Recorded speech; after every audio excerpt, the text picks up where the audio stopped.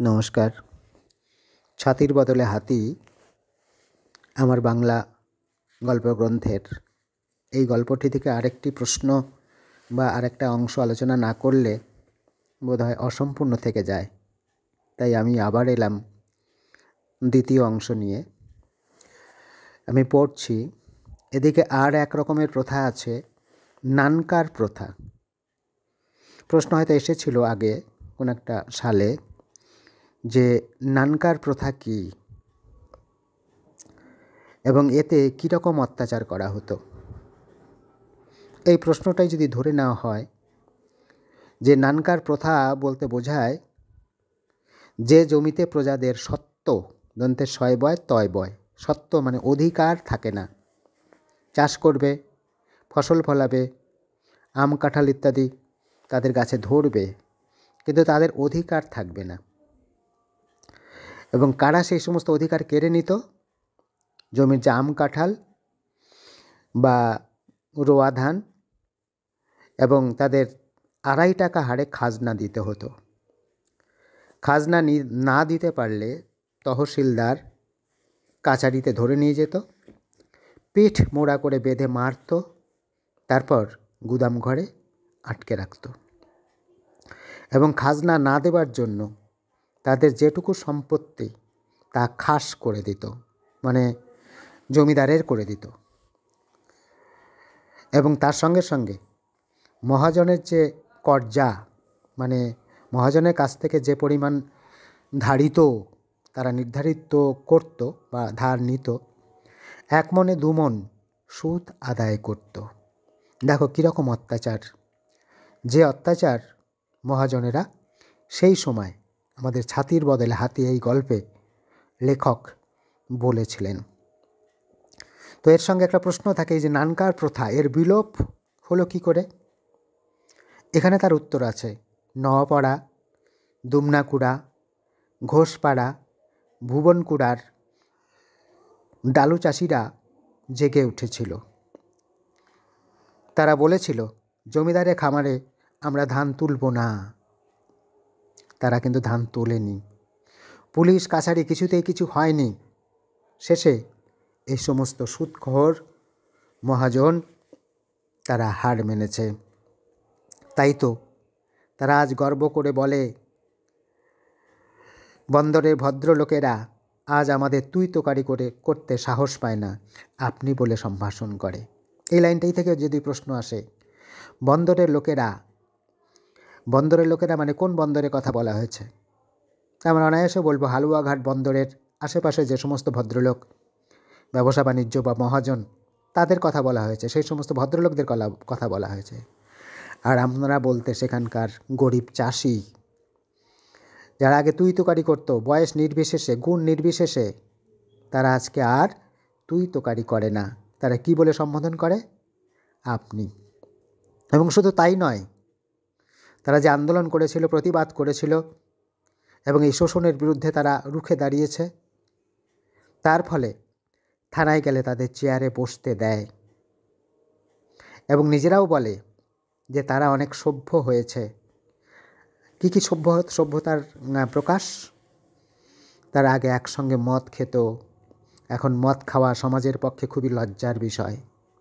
মানুষ কীভাবে সংশোধিত হয় এবং একজোট হয়ে যেটা খারাপ তাকে খারাপ বলা, যেটা ভালো তাকে ভালোভাবে নিজেদেরকে নেওয়ার যে বিষয়, এরা যদি মাথার মধ্যে তৈরি হয়, সমাজের মধ্যে তৈরি হয়, তাহলে সে সমাজ, সে জাতি উন্নতির শিখরে পৌঁছায়।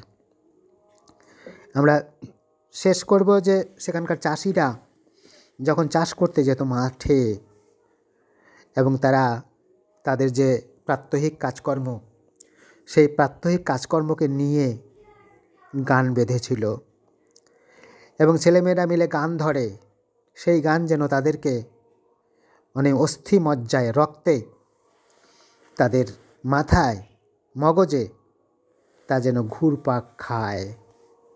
এবং একে অপরের যে সহযোগিতা, সহমর্মিতা, একের বিপদে যে অপরে এগিয়ে যাওয়া, একের সুবিধার জন্য যে অপরেকে পাশে দরকার, এই যে মানসিকতা, মানুষের যে মাহাত্ম্য, তা ফুটে উঠেছে। যেমন গানটা ছিল, শুনো শুনো বন্ধু গো ভায়া, রোয়া লাগাইতে চলো গো এলা। নিশ্চয়ই মানে বুঝতে পারছো এই দুটো লাইনের।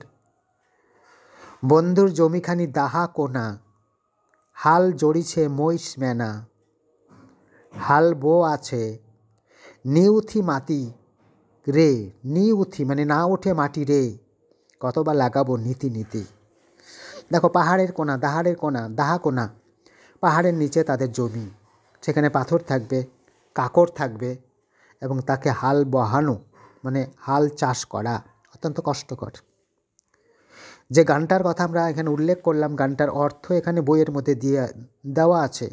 শোনো শোনো বন্ধু গো ভায়া, এখানে পরিষ্কার সুন্দর ভাষায় বলা আছে, চলো বন্ধু এখন রোয়া লাগাতে যাই। শোনো শোনো বন্ধু গো ভায়া, রোয়া লাগাইতে চলো গো এলা। এলা মানে এখন। পাহাড়ের নিচে আমাদের জমি, বন্ধুর জমিখানি দাহা কোনা। ওই যে বন্ধুকে সম্ভাষণ করেছে, সেই বন্ধুর জমি হচ্ছে পাহাড়ের নিচে, এবং সেখানে হাল বইছে, মোষের শিং নুয়ে পড়েছে। হাল জড়িছে মহিষ মেনা, যে মোষ হাল বইছে তার মাথা পরিশ্রমে নুয়ে পড়েছে। এবং হাল বো আছে, আমরা হাল বইছি ভাই, আমরা হাল বইছি। নি উথি মাটি রে, কিন্তু কঠিন মাটি উঠতে চায় না। কতবার লাগাবো নীতি নীতি, কি কষ্ট কি কষ্ট। তাহলে দেখো এরকম আমরা এই যে ছাতির বদলে হাতি, সেখানে সাধারণ মানুষের জীবনযাত্রার যে চিত্র সুন্দরভাবে এখানে তুলে ধরেছেন, এবং মানুষের যে কষ্ট, মানুষের যে প্রতিবাদ, এবং মানুষের যে শূন্য থেকে আরও উপরে পৌঁছানোর যে ক্ষমতা, তার যে অনুপ্রেরণা আমরা এই গল্পের শেষ অংশ থেকেই পাই। তাহলে যারা আমাদের এত কষ্ট করে মুখে অন্ন যোগায়, ইচ্ছে করে জমিদারের হাত থেকে বাংলার সমস্ত জমি তাদের হাতে দিই, মহাজনের নিষ্ঠুর ঋণের বোঝা থেকে তাদের মুক্তি দিই, তোমাদের কি ইচ্ছে হয় না? হ্যাঁ, সেই ইচ্ছেকে নির্ভর করেই পরবর্তী সময় আমাদের বঙ্গদেশে মানে আমাদের পশ্চিম বাংলায় মহাজন এবং জমিদার তাদের কাছ থেকে অনেক জমি কেড়ে নিয়ে সাধারণ মানুষের হাতে তুলে দেওয়া হয়েছে, এবং যে চাষ করবে তারই জমি। এইভাবে আমরা অনেকটাই বদল করতে পেরেছি। তবু সেই স্মৃতির কথা আমাদের মনের মধ্যে আছে, লেখক তাই আবার আমাদের উস্কে দিয়েছেন এবং আমাদের পরীক্ষার জন্য কাজে লাগতে পারে। সেই জন্য বারবার আমাদের অনুশীলন করতে হবে, আমাদের এইগুলো শুনতে হবে এবং নিজেকে চেষ্টা করতে হবে, সর্বোপরি নিজেকে চেষ্টা করতে হবে, চেষ্টায় রাখতে হবে। সকলকে আরেকবার শুভেচ্ছা জানিয়ে শেষ করছি।